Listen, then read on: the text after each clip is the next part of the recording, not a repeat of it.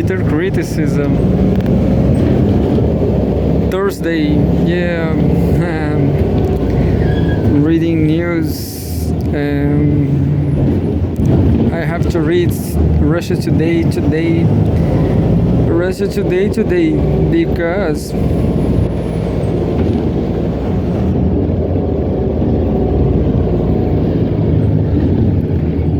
it's been a long time, and I don't know.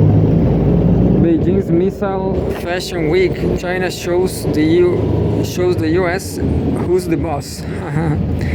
China has showcased advanced laser weapons and new missiles.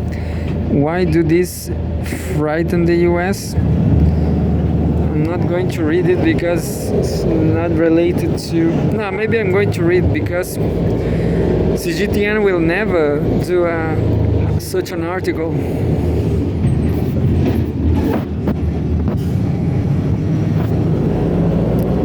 September 4th, Beijing's Missile Fashion Week. China shows the US who's the boss.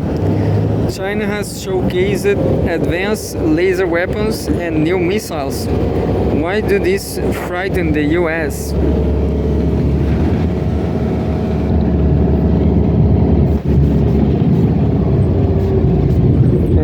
The photograph shows soldiers rehearse ahead of the military parade marking the 18th anniversary of the victory over Japan and the end of World War II. Tiananmen Square, Beijing, China, September 3, 2025. On Wednesday, China hosted a parade marking the 18th anniversary of victory over Japan and the end of the Second World War. The event in Beijing's Tiananmen Square demonstrated cutting-edge innovations developed by China's military-industrial complex, with lessons learned from contemporary military conflicts.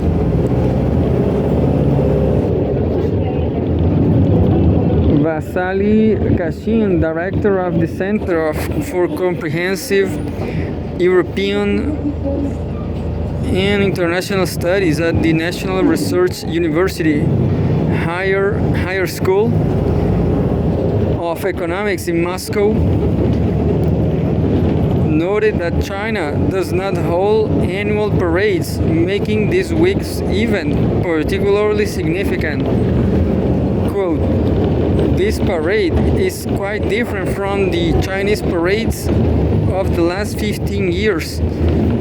It's designed to show a new level of military strength and may signal changes in China's doctrinal documents," end quote. He said. The parade featured new armored vehicles, laser weapons, and missiles that could play a crucial role in a potential conflict with the US.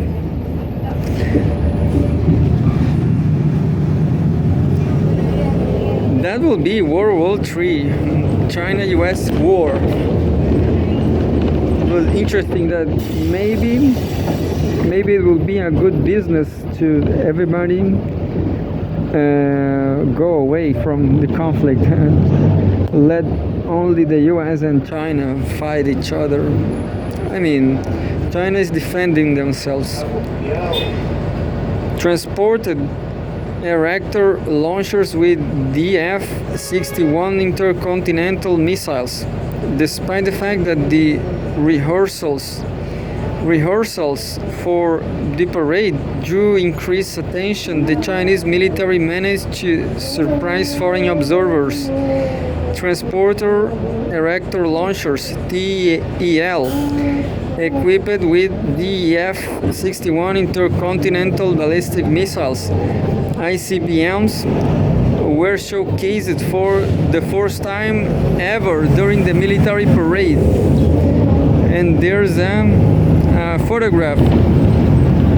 A land-based the F-61 intercontinental ballistic missiles.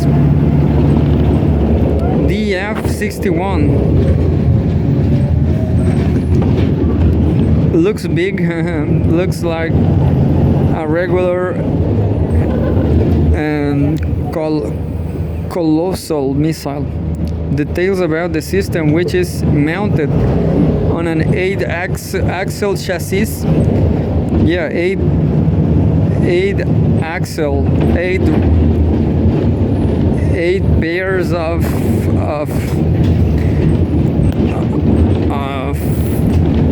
I don't remember of wheels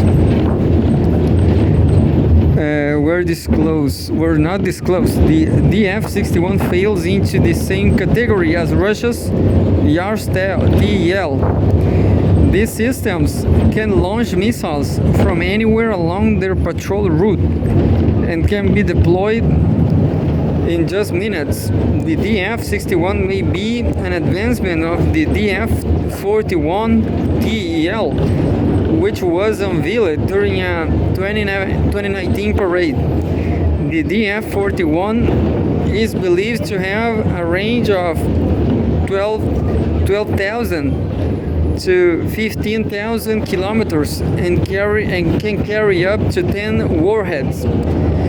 Additionally, a new variant of the DF-31 ICBM called DF-31BJ was revealed in Beijing. The DF-31A variant is known to have a range of over 13,000 kilometers. JL-3 missile. The parade also showcased the GL-3 intercontinental submarine launched ballistic missile. Type 094 Jing class strategic nuclear submarines can carry up to 12 such missiles.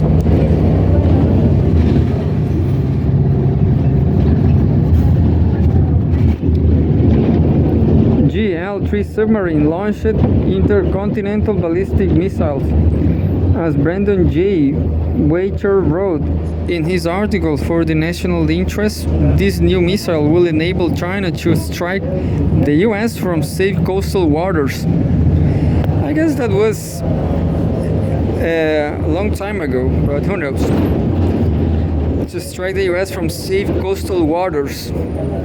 Quote, with an intercontinental range and multiplying warheads capabilities, the GL-3 positions China as a formidable rival to the United States and its allies, as the balance of military power in the Pacific shifts in China's favor, end quote. Wachter wrote. The F-5 missile with global reach. Beijing has unveiled a new variant of its DF-5 ICBM known as the DF-5C. During the parade, it was stated that the missile has global reach. This could imply that it is equipped with an orbital warhead.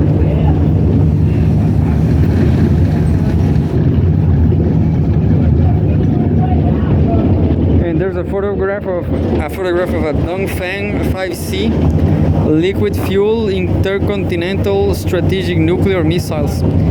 The original liquid fueled DF-5 entered service in 1971, while the upgraded DF-5B boasts an increased payload capacity of 5,000 kilograms, along with advanced technologies allowing it to bypass conventional air defense systems. According to reports, the missile was tested in 2017.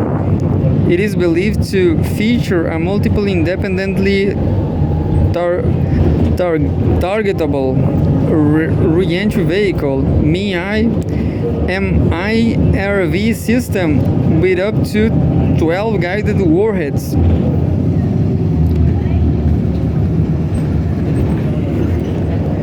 an analog of Russia's Kinzhal missile.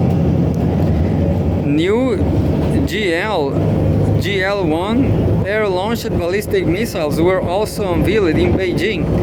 According to the description, they resemble Russia's Kinzhal missiles and are released after the aircraft reaches a predetermined altitude and speed. And there's a photograph of the GL-1 air-launched long-range missiles.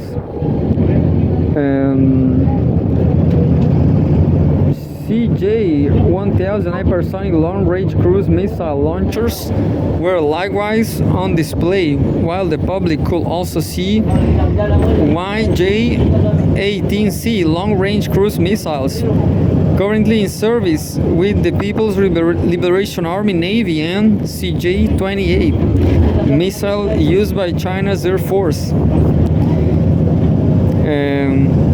And there's a photograph of the YJ-18C ship-launched cruise missiles, new tanks and support combat vehicles. During parade rehearsals, observers spotted the armored vehicles ZTZ 2001 tank, a tank support combat vehicle, according to parade announcers.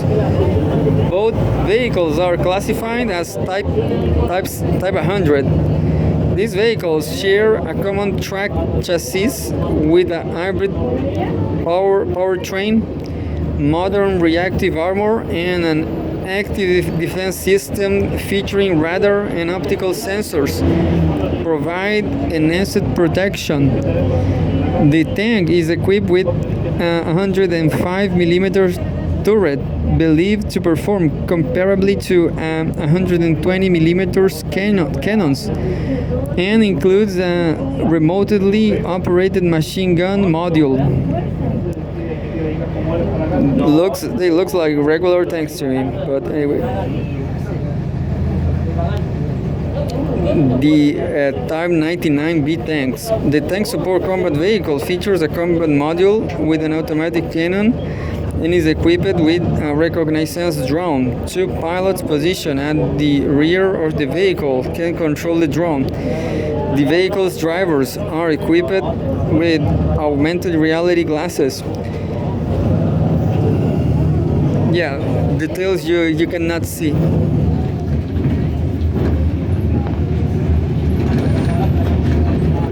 Laser missile defense systems. China's defense industry has developed several laser systems for air defense and missile interception. During the parade,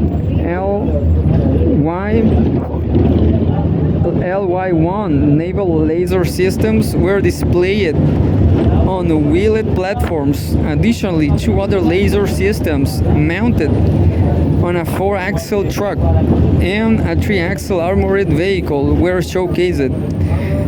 These are likely designed for the ground forces of the People's Liberation Army. And there's a photograph.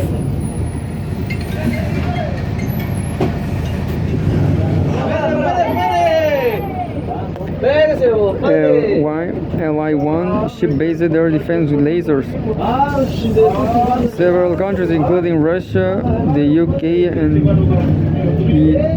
the US, are currently developing laser-based air defense systems. These offer a more cost-effective alternative to intercepting threats with expensive missiles, particularly when it comes to defending against swarms of inexpensive kamikaze drones.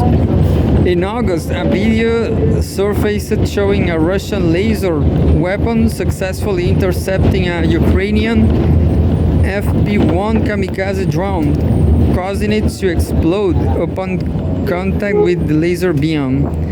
And that's it. This article was first published by the online newspaper Lenta.ru and was translated and edited by the Russia Today team. Only one news is fine. This is all about. Just going to read some headlines.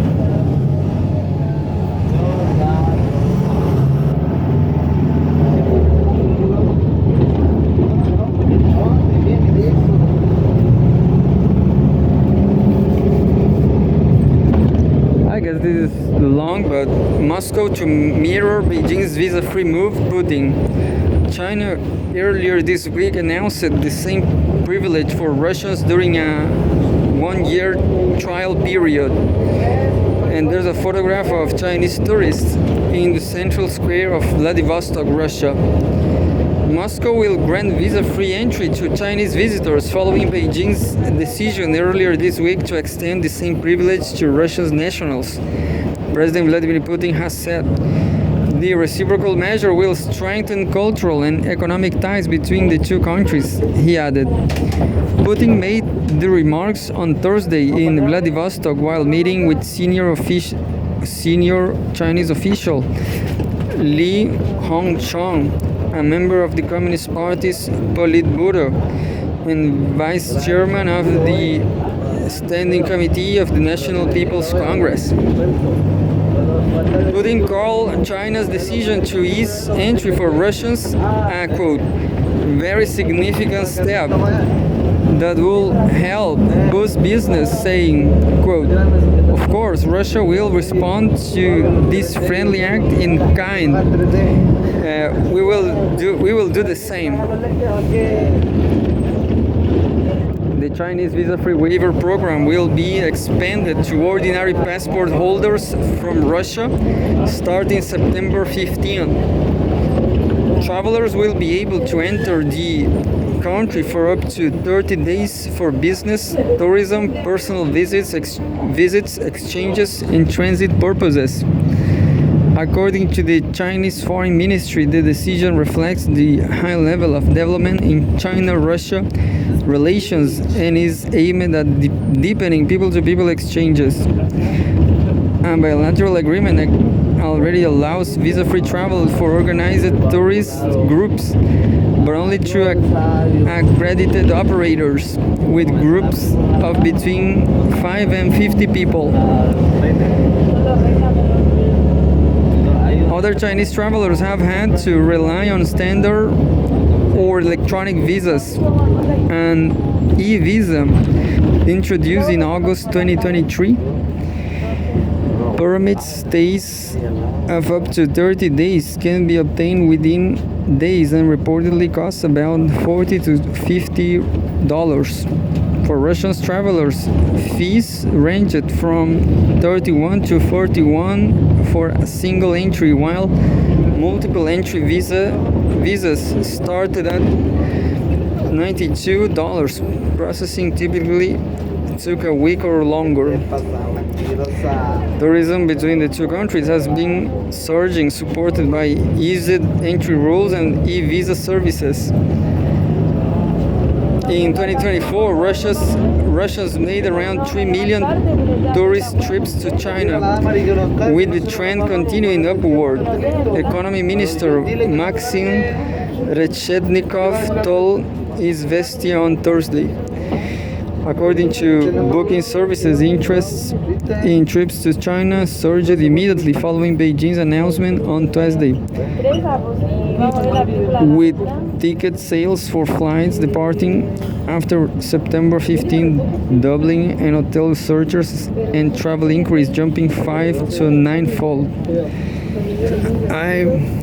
I hope someday to go to Russia and China. I have